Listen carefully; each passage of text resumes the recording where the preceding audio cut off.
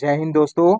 आज है 43rd day और आज भी हम देखने वाले हैं पॉलिटी के 10 एमसीक्यू सीरीज को, जो कि यूपीएससी के प्रीवियस ईयर क्वेश्चंस हैं। अगर आप लोग इसके पहले के सीरीज को नहीं देखे होंगे तो चैनल के प्लेलिस्ट में जा करके सारे सीरीज को जो है वो देख सकते हैं। ठीक है, हम डेली यहाँ पे जो है वो 10-10 क्वेश्चंस डिस्कस करते हैं, जो कि अभी पॉलिटी का सीरीज चल रहा है। तो जा करके प्लेलिस्ट में चेक कीजिए। आई होप आपको बहुत चीज़ जो है वो कॉन्सेप्ट्स क्लियर हो जाएगा। तो यहाँ पे बेसिक कॉन्सेप्ट्स के साथ साथ एमसीक्यू सीरीज को भी जो है वो डिस्कशंस कराया जाता है। ठीक है, अब हम देखते हैं आज का फर्स्ट क्वेश्चन को। तो आज का फर्स्ट क्वेश्चन है, which one of the following high courts has the territorial jurisdictions over Andaman and Nicobar islands. तो जो स्टेटमेंट दिया गया है यहाँ पे, चार स्टेटमेंट दिया गया है, जो कि यूपीएससी का प्रीवियस ईयर क्वेश्चन है, 2003 में पूछा गया क्वेश्चन है। हमें बोल रहा है कि कौन सा हाई कोर्ट जो है वो, ठीक है, कौन सा हाई कोर्ट है जिसका टेरिटोरियल जुरिडिक्शन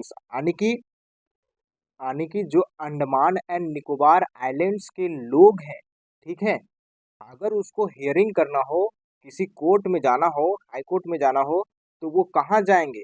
सब की एक, जितने भी हाई कोर्ट्स है जो हमारे भारत में, कितने हाई कोर्ट्स है, तो भारत में प्रेजेंट टाइम में 25 हाई कोर्ट्स है। ठीक है, तो 25 हाई कोर्ट्स हैं, तो क्या कोई हाई कोर्ट जो है वो पूरा भारत का तो नहीं सुनेगा ना।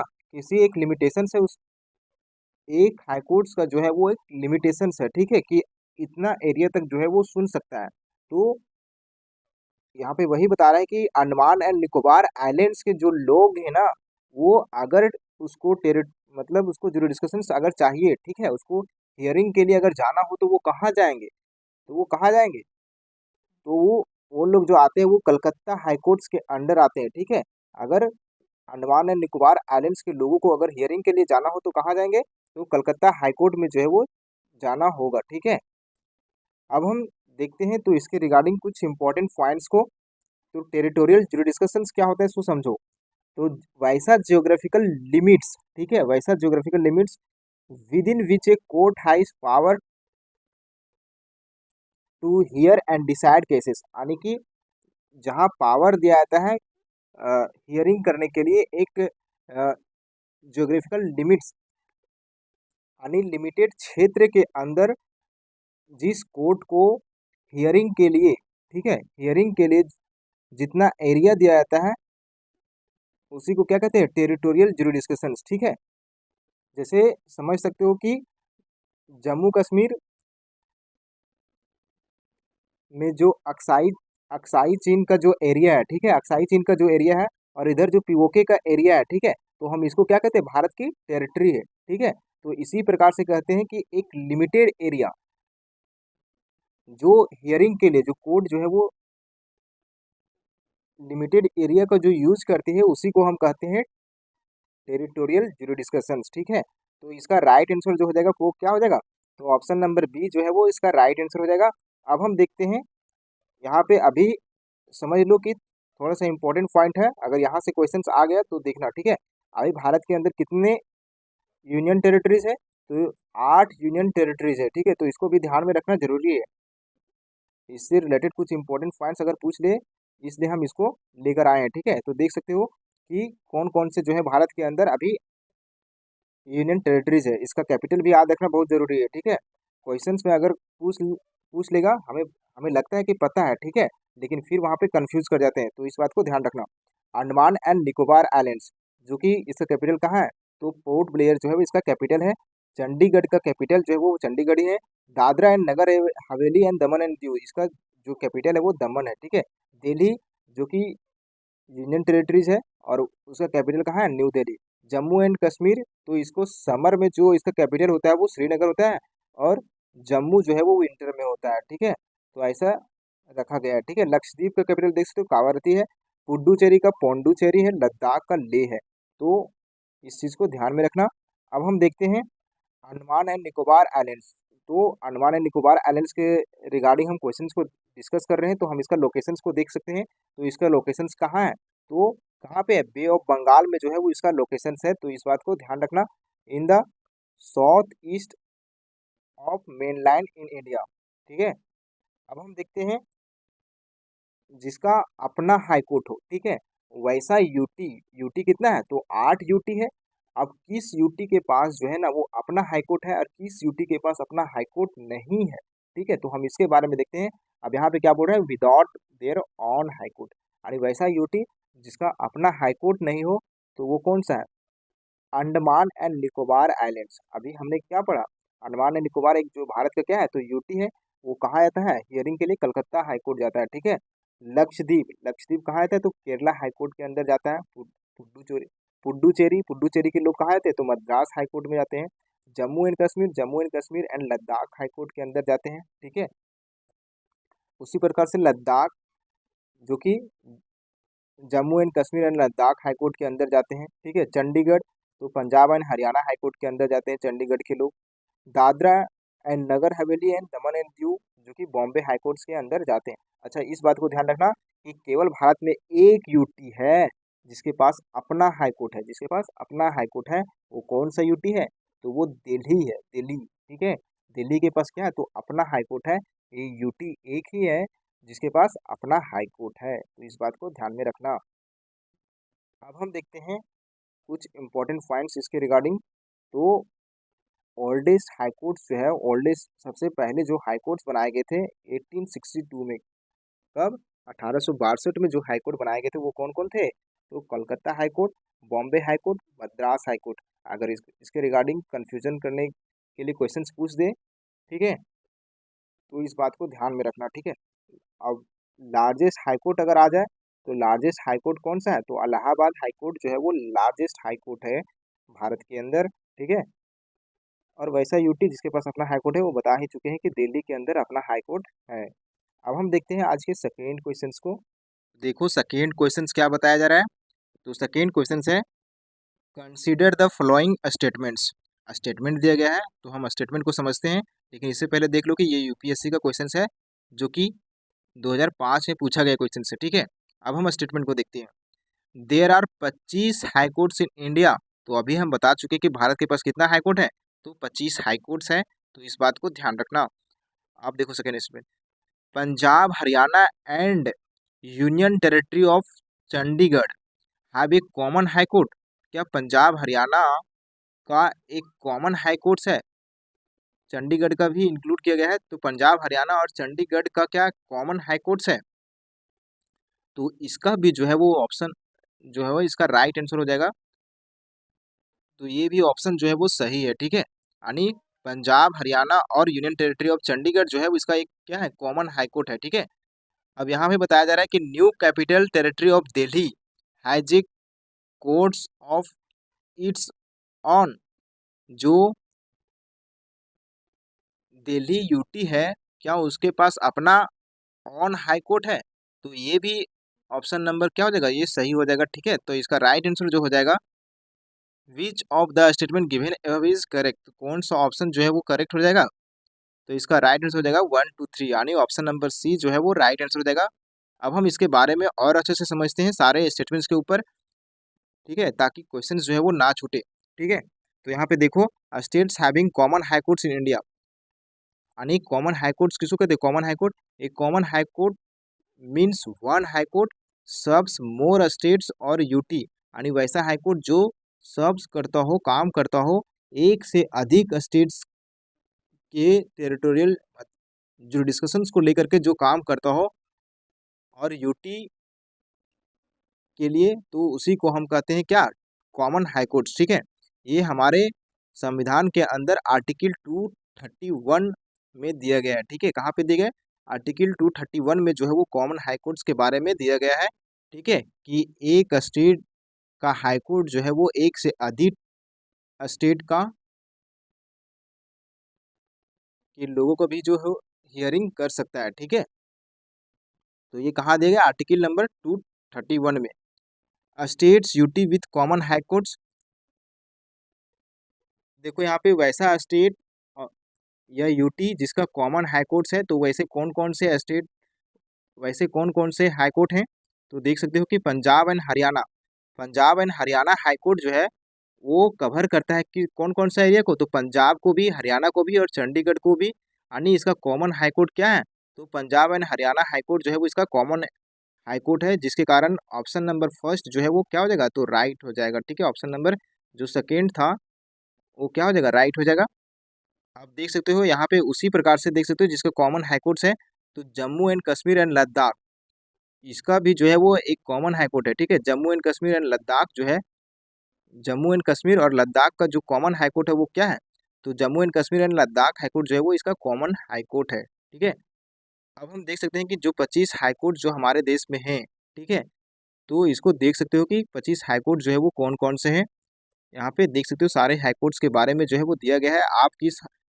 अ,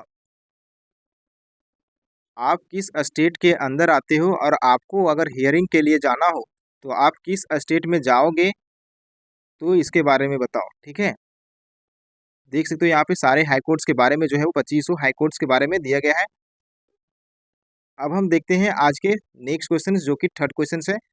in India every state has a high courts in its territory.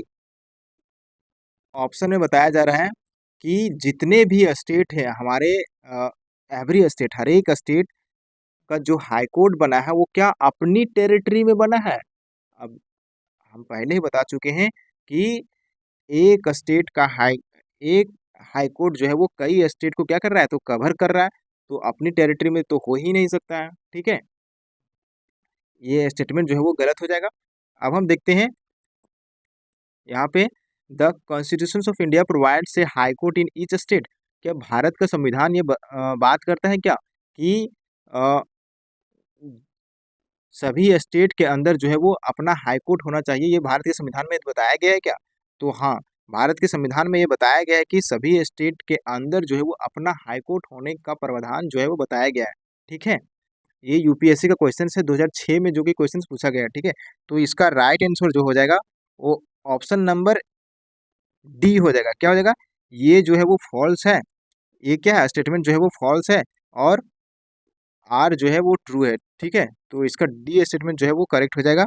अब हम देखते हैं, इसको एनालिसिस करते हैं। ठीक है, कि कैसे ये गलत है और कैसे ये सही है। ठीक है, तो in India every state has ये हाई कोर्ट्स इन टेरिटरी, तो ये स्टेटमेंट जो है वो गलत है। क्यों गलत है, तो देख सकते हो, the phrase in its territory is key, some states do not have common, some states do not have a high court within their own geographical territory. ऐसे हाई कोर्ट हैं जो कि अपनी ज्योग्राफिकल एरिया के अंदर, अपनी geographical area के अंदर, अपनी टेरिटरी के अंदर जो है वो नहीं बनाए गए हैं। ठीक है, किसी अदर स्टेट के अंदर बनाए गए हैं, और हियरिंग के लिए अगर जाना हो वहाँ के लोगों को तो वहाँ पे जाते हैं। ठीक है, अब यहाँ पे देख सकते हो उसी प्रकार का एग्जाम्पल देख सकते हो उसका, पंजाब एंड हरियाणा का देख सकते हो कि पंजाब एंड हरियाणा के लोग जो है वो कहाँ जाते हैं, तो Punjab and Haryana high court के अंदर जाते हैं। ठीक है, तो ये दो स्टेट को कवर कर रहा है। ठीक है, और हियरिंग के लिए कहाँ जा रहा है, तो Punjab and Haryana high court के अंदर जा रहा है। But the high court is located in Chandigarh, इनका हाई कोर्ट जो है वो कहाँ लोकेटेड है, तो चंडीगढ़ में इनका हाई कोर्ट लोकेटेड है। ठीक है, अब इनका ज्योग्राफिकल एरिया तो कवर नहीं कर रहा है। ठीक है, नॉट इनसाइड पंजाब और हरियाणा, ना कि ये पंजाब और हरियाणा दोनों में कहीं भी नहीं बनाया गया है, ये कहाँ पे बनाया गया है, तो चंडीगढ़ में बनाया गया है। तो ये स्टेटमेंट जो है वो इसी कारण से फॉल्स है। अब यहाँ पे ऑप्शन नंबर बी को देखो, यहाँ पे the constitution of India provides high courts in each state, तो भारत का संविधान जो है वो प्रोवाइड करता है कि सभी स्टेट के अंदर जो है वो अपना हाई कोर्ट होना चाहिए। ठीक है, अब क्यों नहीं है तो हम इसके बारे में बाद में चर्चा करेंगे। अभी ये समझो कि हाई कोर्ट के बारे में सभी स्टेट के अंदर जो होना चाहिए, तो वो कहाँ पे बताया गया, हमारे संविधान के आर्टिकल नंबर 214 के अंदर जो है वो इस चीज़ को बताया गया है कि सभी स्टेट के अंदर जो है वो अपना हाई कोर्ट होना चाहिए। Each state shall have a high court, सभी स्टेट के अंदर जो है वो अपना हाई कोर्ट होना चाहिए, तो इसके बारे में बताया गया है। But this does not mean it must physically located inside the state, लेकिन इसका मतलब ये नहीं है कि फिजिकली रूप से जो है वो उस स्टेट के अंदर ही हो, हाई कोर्ट जो है उस स्टेट के अंदर ही हो, उस टेरिटरी के अंदर ही हो, ये ऐसा नहीं बताया गया। ठीक है, कहीं भी हाई कोर्ट हो सकता है। ठीक है, अब यहाँ पे देख सकते हो कॉमन हाई कोर्ट के बारे में हमारे संविधान के आर्टिकल नंबर 231 में बताया गया है, और हम कॉमन हाई कोर्ट के बारे में बता चुके हैं कि क्या होता है कॉमन हाई कोर्ट। ठीक है, और एक से वन हाई कोर्ट जो है वो सर्व कर सकता है क्या, मल्टीपल स्टेट्स के लिए। ठीक है, जो कि आर्टिकल नंबर 231 में बताया गया है। इसका एग्जाम्पल भी देख सकते हो। तो इस इन सब चीज़ को याद रखना, ये सब फैक्ट जो है वो ना पूछ लिए जाते हैं फंसाने के लिए क्वेश्चंस। ठीक है, अब हम देखते हैं आज का फोर्थ क्वेश्चंस। फोर्थ क्वेश्चंस में है, how many high courts in India, Bharat के अंदर जितने हाई कोर्ट्स है, ठीक है, have have jurisdictions over more than one state, कितने हाई कोर्ट्स हैं जो कि कवर करते हैं एक से अधिक राज्यों के जुरिडिक्शंस को लेकर के कवर करते हैं। तो ऐसे हाई कोर्ट्स कितने हैं? ठीक है, यूनियन टेरिटरीज को नॉट इंक्लूड किया गया है, यूनियन टेरिटरीज को इंक्लूड नहीं करना है। तो वैसे हाई कोर्ट जो कि एक से अधिक स्टेट के जुरिडिक्शंस को लेकर के यानी उनको कवर करते हैं, तो वैसे कितने हाई कोर्ट्स हैं? तो ये क्वेश्चंस जो है वो पूछा गया है यूपीएससी में 2008 में। तो इसका जो राइट आंसर हो जाएगा वो ऑप्शन नंबर बी जो है वो इसका राइट आंसर हो जाएगा। यानी कि 3 स्टेट ऐसे हैं ना जो कि डिपेंडेंट है अदर स्टेट के हाई कोर्ट के ऊपर। ठीक है, तो अब यहाँ पे ध्यान से सुनो। तो इसका ऑप्शन नंबर बी जो है वो राइट आंसर हो जाएगा। अब यहाँ पे देखो, there are currently 3 high courts, Bharat के अंदर ऐसे करेंटली 3 हाई कोर्ट्स हैं that have jurisdictions over more than one state, जो कि एक से अधिक स्टेट के हियरिंग करते हैं। ठीक है, excluding union territories from the court. जैसे देख सकते हो कि बॉम्बे हाई कोर्ट, जो कि बॉम्बे हाई कोर्ट जो है, तो इसका एग्जांपल देख सकते हो कि jurisdictions over the states of Maharashtra. तो ये कवर करता है कौन कौन सा स्टेट को? तो महाराष्ट्र स्टेट को और गोवा स्टेट को जो है बॉम्बे हाई कोर्ट कवर करता है। यानी महाराष्ट्र के लोगों को और गोवा के लोगों को अगर हाई कोर्ट जाना हो तो कहाँ जाएंगे? तो बॉम्बे हाई कोर्ट में जाएंगे। ठीक है, also covers UT of Dadra and Nagar Haveli and Daman and Diu. ये दादरा एंड नगर हवेली और दमन एंड दीव को भी जो है वो हियरिंग करता है बॉम्बे हाई कोर्ट। ठीक है, अब हम देखते हैं नेक्स्ट। उसी प्रकार से गुवाहाटी हाई कोर्ट जो है, गुवाहाटी हाई कोर्ट जो है वो jurisdictions over the states of Assam. तो ये जुरिडिक्शंस करता है कौन कौन सा स्टेट को? तो असम को भी करता है, नागालैंड को करता है, मिजोरम को और अरुणाचल प्रदेश को जो है वो जुरिडिक्शंस करता है गुवाहाटी हाई कोर्ट। ठीक है, इसी प्रकार से Punjab and Haryana high court जो है वो कवर करता है किसको? तो jurisdictions over the states of Punjab, किसको? तो पंजाब राज्य को और हरियाणा राज्य को जो है वो कवर करता है। ठीक है, Punjab and Haryana high court. तो ऐसे 3 स्टेट हैं, ऐसे 3 हाई कोर्ट हैं। ठीक है, जो कि एक से अधिक स्टेट के लोगों को हियरिंग के लिए अगर जाना हो तो उनको कोर्ट जाना पड़ता है अलग स्टेट में। ठीक है, और उसी प्रकार से Punjab and Haryana high court जो है वो और कवर करता है किसको? तो चंडीगढ़ हाई चंडीगढ़ को भी कवर करता है, जो कि यूटी है। ठीक है, तो इस बात को ध्यान रखना। अब हम देखते हैं आज का नेक्स्ट क्वेश्चन, जो कि आज का 5th क्वेश्चन है। Which one of the following amendments to the Indian constitution, कौन सा अमेंडमेंट्स है भारत के अंदर, कौन सा अमेंडमेंट्स है, हाँ ना, भारत इंडियन कॉन्स्टिट्यूशन में कौन सा अमेंडमेंट किया गया था जो एम्पावर करता है, जो कि जोर देता है किसको? The presidents to send back any matter for reconsideration.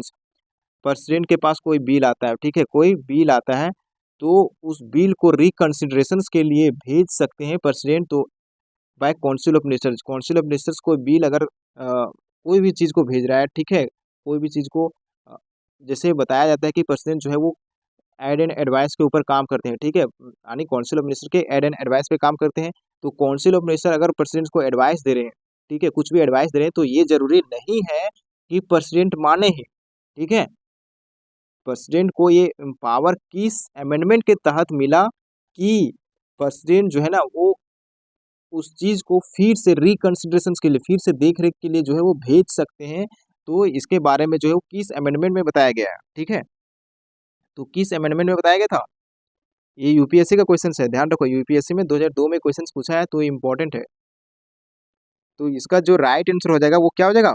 Option number D. क्या हो जाएगा? ऑप्शन नंबर डी में इस चीज को बताया गया था कि प्रेसिडेंट को रिकंसिडरेशन का पावर जो है ना, यानी प्रेसिडेंट को ये पावर दिया जाता है कि वो फिर से जो है वो कोई भी बिल को लेकर के कोई भी जो एडेन एडवाइस जो दिया जा रहा है उसको रिकंसिडरेशन के लिए जो है भेज सकते हैं काउंसिल ऑफ मिनिस्टर्स के पास। तो ऑप्शन नंबर डी जो है इसका राइट आंसर हो जाएगा।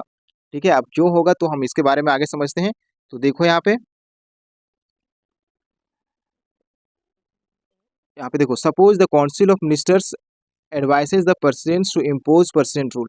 मान के चलो काउंसिल ऑफ मिनिस्टर्स ने एडवाइस दे रहे हैं, ठीक है, कि प्रेसिडेंट जो है किसी स्टेट के अंदर जो है ना प्रेसिडेंट को प्रेसिडेंट रूल लगाने का एडवाइस दे रहे हैं, ठीक है, काउंसिल ऑफ मिनिस्टर्स।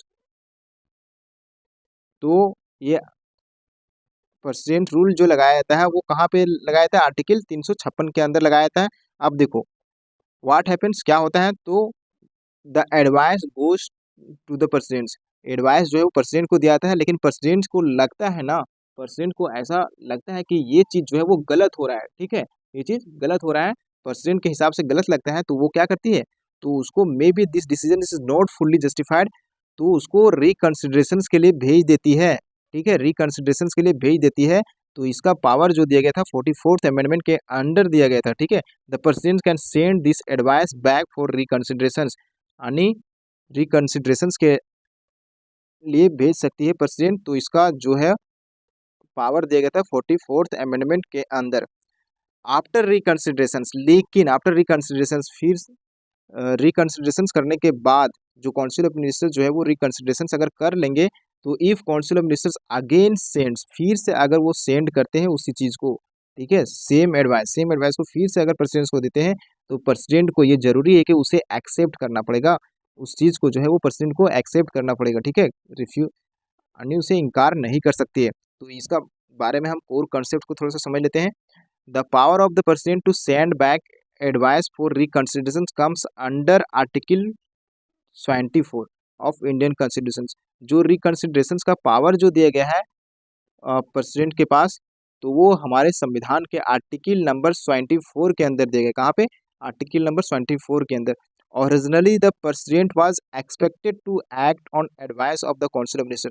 मुख्य रूप से जो प्रेसिडेंट जो वो काम करते हैं ना, वो किसके एड एंड एडवाइस पे काम करते हैं, तो काउंसिल ऑफ मिनिस्टर के एड एंड एडवाइस से काम करते हैं, but it was not explicitly binding. लेकिन ये जरूरी नहीं, ये बाइंडिंग नहीं है, ठीक है, ये जरूरी नहीं है कि प्रेसिडेंट जो है वो एड एंड एडवाइस के ऊपर ही काम करे, ठीक है। तो इसके बारे में 44th अमेंडमेंट के तहत जो है वो प्रेसिडेंट्स को ये एम्पावर मिला था, ठीक है। अब देख सकते हो यहाँ पे 42nd अमेंडमेंट में भी जो है वो कुछ इंपॉर्टेंट पॉइंट्स को देख सकते हो जो कि प्रेसिडेंट से रिलेटेड है। तो इस बात को भी ध्यान रखना कि 42nd अमेंडमेंट में बताया गया था कि made the advice of the council of ministers, जो एडवाइस दिया जाएगा काउंसिल ऑफ मिनिस्टर्स के द्वारा ना, वो बाइंडिंग होगा प्रेसिडेंट्स के ऊपर, ठीक है। तो ये बताया गया था 42nd अमेंडमेंट में, लेकिन उसको बाद में चेंज करके 44th अमेंडमेंट में जो है वो इस चीज को हटाया गया कि प्रेसिडेंट के ऊपर जो एड एंड एडवाइस दिया जाएगा वो बाइंडिंग नहीं होगा, ठीक है। The president can send the advice back once for reconsideration, एक बार जो है प्रेसिडेंट जो है वो रिकंसिडरेशन के लिए भेज सकती है। तो इसके बारे में जो है 44th अमेंडमेंट में बताया गया था। After reconsideration the president must accept the advice, reconsideration के बाद जो है प्रेसिडेंट को इस चीज को एक्सेप्ट करना पड़ेगा, ठीक है। तो आई होप ये चीज समझ में आ गया होगा। अब हम देखते हैं आज का 6 क्वेश्चन। 6 क्वेश्चंस को देखने से पहले ये देखो कि यहाँ पे ये क्वेश्चन जो है वो यूपीएससी में 2015 में पूछा गया है, ठीक है। तो इस बात को ध्यान रखना कि ये क्वेश्चन जो है प्रीवियस ईयर में क्वेश्चन पूछा गया है, तो ये आने का चांस हो सकता है, ठीक है, इसके रिगार्डिंग क्वेश्चंस बन सकते हैं। अब देखते हैं क्वेश्चंस को। To uphold to uphold and protect the sovereignty, unity and integrity of India is provision made in the, तो यानी प्रोटेक्ट करने का काम, टू अपहोल्ड एंड प्रोटेक्ट करने का काम जो है वो हमारे संविधान में किसमें ये प्रोविजन दिया गया है कि वो सॉवरेनिटी, यूनिटी एंड इंटीग्रिटी को जो है वो प्रोटेक्ट करने का काम करेंगे। यहाँ पे जोर दिया गया, वर्ड्स पे ध्यान दो, यहाँ पे जोर दिया गया कि प्रोटेक्ट करने का काम जो है वो करेंगे, ठीक है। आप देखोगे यहाँ पे सॉवरेनिटी लिखा हुआ है, यूनिटी लिखा हुआ है और इंटीग्रिटी लिखा हुआ है, और ऑप्शन में जैसे देखोगे प्रिएम्बल ऑफ द कॉन्स्टिट्यूशन, ठीक है, जैसे ही प्रिएम्बल देखोगे, अरे प्रिएम्बल में तो इस चीज के बारे में बताया गया है। अब यहाँ पे प्रिएम्बल अगर ऑप्शन लगा दोगे तो क्या हो जाएगा, ये गलत हो जाएगा, ठीक है। यहाँ पे जोर दिया गया कि प्रोटेक्ट करने का काम करेगा, और प्रियम्बल जो है वो एक आइडियल देता है, ठीक है। ये जरूरी नहीं है कि हमको ऐसा करना ही है, ठीक है। लेकिन यहाँ पे क्या कर रहा है, तो प्रोटेक्ट करने का काम करना है, यानी सॉवरेनिटी, यूनिटी और इंटीग्रिटी को जो है वो प्रोटेक्ट करने का काम करना है। तो ये हमारे स- संविधान के अंदर कहाँ दिया गया है, तो यहाँ पे देखो ऑप्शंस में देखो, ठीक है।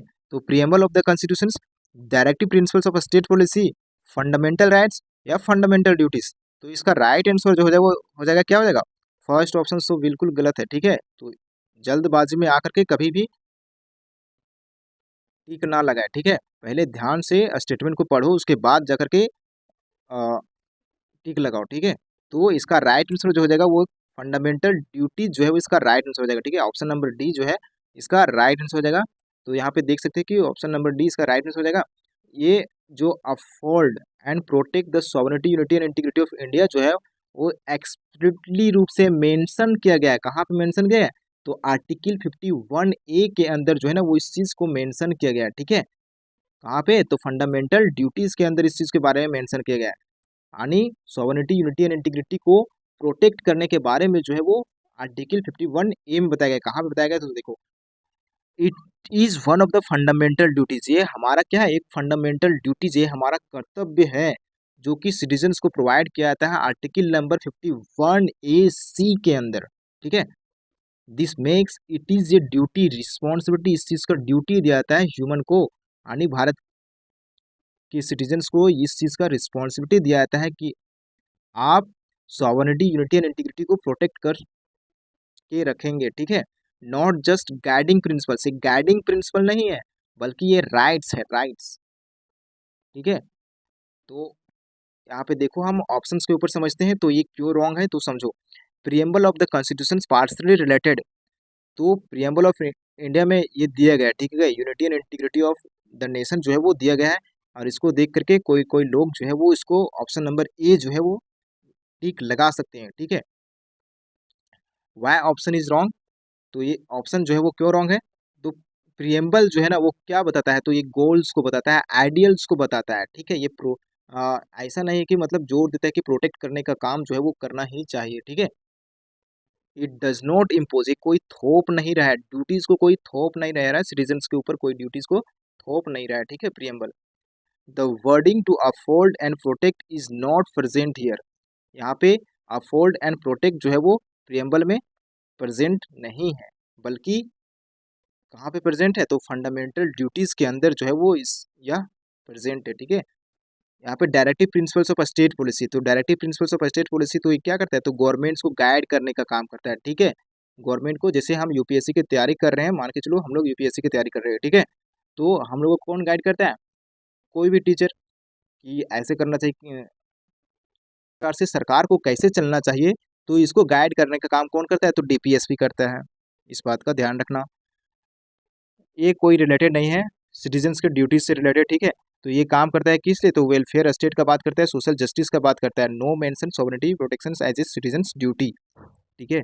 अब हम देखते हैं फंडामेंटल राइट्स, जो फंडामेंटल राइट्स जो है वो क्या प्रदान करता है, तो फंडामेंटल राइट्स जो है वो फ्रीडम्स को देता है, हमें फ्रीडम्स को देता है, ठीक है। And protection of citizens, citizens को प्रोटेक्शन काम करने, सिटीजन्स को प्रोटेक्शन प्रदान करता है, ठीक है। वाई रॉन्ग, तो they are against the state not responsibility, ये रिस्पॉन्सिबिलिटी को प्रदान नहीं करता है। No provision saying citizens must protect sovereignty, ठीक है। कोई प्रोविजन नहीं कहा गया है इसमें प्रोटेक्ट करने के लिए, ठीक है। सॉवरेनिटी को प्रोटेक्ट करने के लिए ऐसा कोई प्रावधान नहीं किया गया फंडामेंटल राइट्स में, ठीक है। ऑप्शन नंबर डी में हम बता चुके हैं कि ये इसका राइट आंसर जो हो जाएगा ऑप्शन नंबर डी हो जाएगा। ये कहाँ पे दिया गया, तो 51A में दिया गया है, एग्जैक्ट वर्ड दिया गया, ठीक है। देख सकते हो, to afford and protect the sovereignty, unity and integrity of India, तो ये हमारा क्या है, फंडामेंटल ड्यूटीज है। It is a moral obligation of every citizen, सभी सिटीजन का क्या है, ये ऑब्लिगेशन है, मोरल ऑब्लिगेशन है, ठीक है।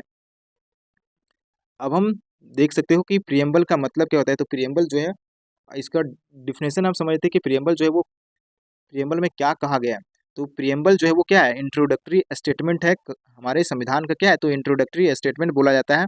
तो ये कहता है क्या, ये फिलोसफी है, it tells yes the philosophy, objective and ideals of the constitutions, ये कॉन्स्टिट्यूशंस का क्या है, फिलोसफी है, ऑब्जेक्टिव्स है और आइडियल्स को दर्शाता है, ठीक है। उसी प्रकार से हम डीपीएसपी के बारे में बता चुके हैं कि डीपीएसपी जो है वो गाइडलाइन का काम करता है। डीपीएसपी जो है वो, DPSP are guidelines given to the state. State को जो है वो यानी गवर्नमेंट को जो है ना वो गाइडलाइन प्रदान करता है। कौन? DPSP to establish just welfare welfare society in India. They tell the government how the country should be govern and what goals it should be achieve. यानी कि कंट्री को कैसे गवर्न करना है और क्या गोल को अचीव करना है, तो इसके बारे में जो है वो कहाँ बताया गया है? तो डीपीएसपी में इसके बारे में बताया गया है। ठीक है, उसी प्रकार से फंडामेंटल राइट्स जो है वो क्या बताता है? तो फंडामेंटल राइट्स जो है वो बेसिक राइट्स को प्रदान करता है, जो कि किसी भी इंडिविजुअल का बेसिक राइट्स को प्रदान करता है। टू इंश्योर, किस चीज़ पर जोर देता है? तो फ्रीडम को लेकर के, इक्वालिटी को लेकर के, डिग्निटी ऑफ एवरी पर्सन को लेकर के ये जोर देता है। ठीक है, the mainly protect citizens against arbitrary actions of the state. कोई भी स्टेट जो है वो आर्बिट्री एक्शन यानी मनमाना तरीके से कोई स्टेप ना ले, तो इसको जो है वो प्रोटेक्ट करने का काम करता है। कौन? तो फंडामेंटल राइट्स जो है वो इसको प्रोटेक्ट करने का काम करता है। वेराज जबकि फंडामेंटल ड्यूटीज जो है वो मोरल रिस्पॉन्सिबिलिटी देता है एवरी सिटीजन्स को टुवार्ड्स नेशन। नेशंस के परिप्रेक्ष्य में जो है वो क्या करता है? तो मोरल रिस्पॉन्सिबिलिटी को प्रदान करता है कि व्हाट यू शुड डू, क्या करना चाहिए हमें, कंट्री के लिए क्या करना चाहिए, तो ये मोरल रिस्पॉन्सिबिलिटी को प्रदान करता है। कौन? Fundamental duties. ठीक है, अब हम नेक्स्ट क्वेश्चन को देखते हैं। अब सेवंथ क्वेश्चन में है, which of the following constitutional amendments are related to raising the number of members of Lok Sabha to be elected from states. कौन सा अमेंडमेंट किया गया था संविधान में, जो कि लोकसभा के मेंबर जो हैं उसके सीट को बढ़ाने को लेकर के कौन सा अमेंडमेंट किया गया था हमारे संविधान में? तो इससे रिलेटेड कौन कौन सा अमेंडमेंट है, यानी जितने सीट अभी हैं लोकसभा के मेंबर के उतने सीट पहले नहीं थे, तो किस अमेंडमेंट के तहत जो है मेंबर को इंक्रीज किया गया है लोकसभा के मेंबर को? तो ये क्वेश्चन जो है वो पूछा गया है यूपीएससी में 2003 में। ठीक है, तो इसका जो राइट आंसर हो जाएगा वो क्या हो जाएगा? इसका राइट आंसर हो जाएगा ऑप्शन नंबर सी, यानी 7th और 31st अमेंडमेंट में जो है इसके बारे में बताया गया था। ठीक है, तो अब हम देखते हैं इसके रिगार्डिंग कुछ इंपॉर्टेंट पॉइंट्स को। The 7th and 31st constitutional amendment are primarily once related to raising the number of members of Lok Sabha, यानी लोकसभा के मेंबर को बढ़ाने को लेकर के जो अमेंडमेंट किया गया था वो कहाँ किया गया था? वो 7th अमेंडमेंट और 31st अमेंडमेंट में किया गया था। To be elected from the states, Lok Sabha के मेंबर जो वो चूज करके जो आते हैं वो कहाँ से आते हैं? तो स्टेट से आते हैं। ठीक है, फर्स्ट ये ऑप्शन जो है वो क्यों करेक्ट है, तो हम इस चीज़ को समझते हैं। 7th अमेंडमेंट एक्ट जो कि 1956 में हुआ था, तो इसमें देखो, following the reorganisation of states on a linguistic basis, this amendment increased the number of seats in the Lok Sabha. इस अमेंडमेंट में जो है जो लोकसभा के मेंबर हैं उसका सीट जो पहले 375 था उसको 500 किया गया था। किस अमेंडमेंट के तहत? तो 7th अमेंडमेंट 1956 के तहत जो है वो 375 से लेकर के 500 सीट किया गया था लोकसभा के मेंबर का सीट। ठीक है, और वहीं पे 31st अमेंडमेंट 1973 में जो है in response to the 1971 census, किसके रिस्पॉन्स में किया गया था? यहाँ पे जो 1973 में जो अमेंडमेंट किया गया था जो कि लोकसभा के मेंबर का सीट को जो बढ़ाना था वो किसके बेसिस पे किया गया था? तो 1971 के सेंसस, यानी जो सेंसस जो हुआ था उसके बेसिस पे जो है वो लोकसभा के मेंबर की सीटों को जो है वो बढ़ाया गया था फिर। ठीक है, 1973 में 31st अमेंडमेंट के तहत। Figures this amendment raise the elective strength for representatives from states from 500 से लेकर के 525 मेंबर किया गया था 31st अमेंडमेंट के तहत 1973 में। द टोटल स्ट्रेंथ फ्रॉम, जो कि अभी टोटल स्ट्रेंथ कितना है? अभी टोटल स्ट्रेंथ कितना है? तो अभी 543 जो है वो लोकसभा के टोटल स्ट्रेंथ है। ठीक है, देख सकते हो इसके रिगार्डिंग कुछ इंपॉर्टेंट पॉइंट्स अगर देख की details regarding to the Lok Sabha. तो अभी करंट मेंबर कितने हैं लोकसभा में? 543। 2 मेंबर जो थे एंग्लो इंडियंस जो थे उसको रिमूव कर दिया गया है दो एंग्लो इंडियंस जो मेंबर थे उसको 104 कॉन्स्टिट्यूशनल अमेंडमेंट एक्ट 2019 के तहत जो है ना इसको क्या किएगा, एबोलिश द नॉमिनेशन ऑफ दो Anglo Indian members reducing the maximum strength of 550, ठीक है। और मैक्सिमम स्ट्रेंथ जो लोकसभा का है, मैक्सिमम स्ट्रेंथ कितना है, तो 550 जो है वो मैक्सिमम स्ट्रेंथ है लोकसभा का, ठीक है। तो इस बात को ध्यान रखना। 530 जो है वो चूज करके कहाँ से आते हैं, तो स्टेट से 530 मेंबर जो है वो चूज करके आते हैं, जबकि 20 मेंबर जो है वो यूनियन टेरिटरी से चूज करके आते हैं लोकसभा में, ठीक है। तो इस बात को ध्यान रखना। अब यहाँ पे देख सकते हो कि कुछ सीट जो है वो वैसे भी है जो लोकसभा में रिजर्व है, तो 29 सीट जो है वो रिजर्व है फोर्स एससी के लिए, एससी के लिए जो है वो 29 सीट जो है वो रिजर्व है लोकसभा में, ठीक है। और 41st सीट यानी 41 सीट जो है वो रिजर्व है किसके लिए, तो शेड्यूल्ड ट्राइब्स के लिए जो है वो, एसटी के लिए जो है वो रिजर्व है लोकसभा में, ठीक है। The current structure 543 members is expected to continue until the first census in after 2026, यानी 2026 के सेंसस से पहले तक जो है वो कंटिन्यू करेगा 543 मेंबर से ही, ठीक है। उसके बाद जो है वो सुनने में आ रहा है कि लोकसभा के मेंबर जो भी है वो बढ़ेगा, ठीक है। अब हम देखते हैं नेक्स्ट क्वेश्चन जो कि आज का 8th क्वेश्चन है।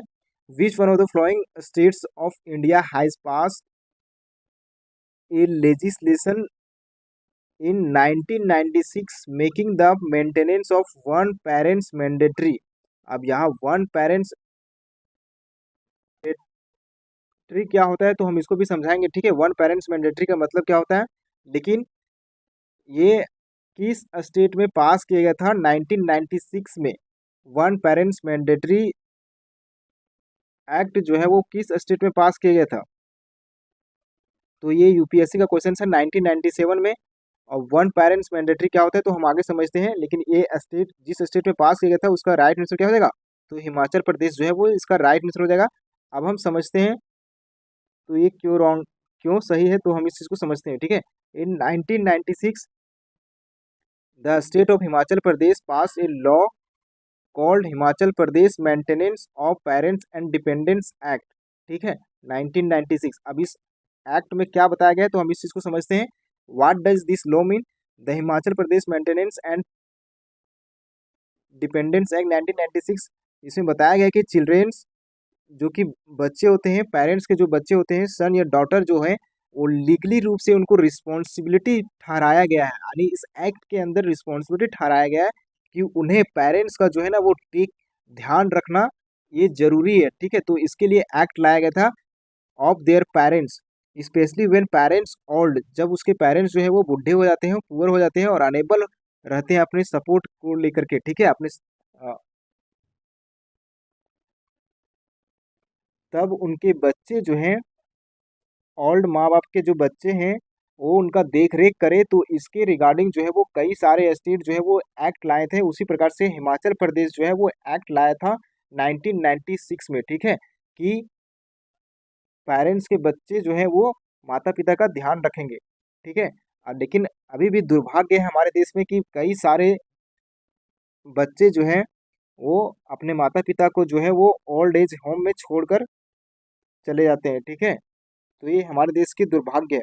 इट टर्न्स मोरल ड्यूटी, तो इस एक्ट में जो है वो दिखाया गया कि moral duty respecting parents into ये legal duty enforceable by law, यानी लॉ भी जो है ना वो एक मोरल ड्यूटी प्रदान कर रहा है बच्चों को कि अपने पेरेंट्स को जो है वो ध्यान रखना जरूरी है, ठीक है।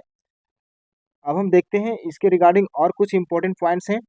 This law made it legally mandatory for childrens to take care of their parents, तो ये लीगल कर दिया गया था आफ्टर द एक्ट, ठीक है। इस एक्ट के आने के बाद जो है वो लीगल कर दिया गया था। It was one of the earliest state levels in India on this issue, फिर बाद में जो है ना वो इसी प्रकार का एक्ट जो है वो similar idea was adopted at the nation level, national level पे भी जो है ना इस एक्ट को लाया गया था, इस प्रकार के एक्ट को जो है वो लाया गया था, ठीक है। ये हिमाचल प्रदेश में स्टेट लाया था, लेकिन इसको नेशनल लेवल पे भी जो है वो इस प्रकार का एक्ट लाया गया था, जिस एक्ट का नाम क्या है, maintenance and welfare of parents and senior citizens act 2007। ठीक है, तो इसमें भी इसी चीज़ को बताया गया था कि पेरेंट्स को जो है वो ध्यान रखना जरूरी है जब वो अपने से खुद से काम नहीं कर सकते हैं। ठीक है, तो ऐसी सिचुएशंस में जो है उनके बच्चे जो है उनका ध्यान रखें। तो इस चीज़ को लेकर के जो है वो 2007 में सेंट्रल लेवल पे भी जो है वो एक्ट आया था। ठीक है, तो इस बात का ध्यान रखना।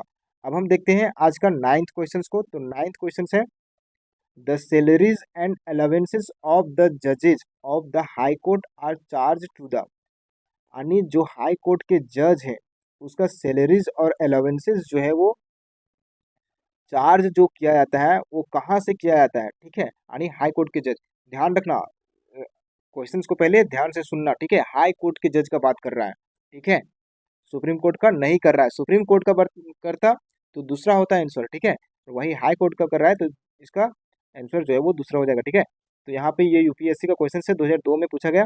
इसका जो राइट आंसर हो जाएगा, हाई कोर्ट का बात कर रहा है तो ये पैसा जो निकाला जाता है, जो हाई कोर्ट के जजेज है उसका पैसा कहाँ से निकाला जाता है, तो कंसोलिडेटेड फंड ऑफ स्टेट से निकाला जाता है। ठीक है, वही सुप्रीम कोर्ट का बात करता तो कंसोलिडेटेड फंड ऑफ इंडिया वो राइट आंसर हो जाता है। ठीक है, तो इस बात का ध्यान रखना।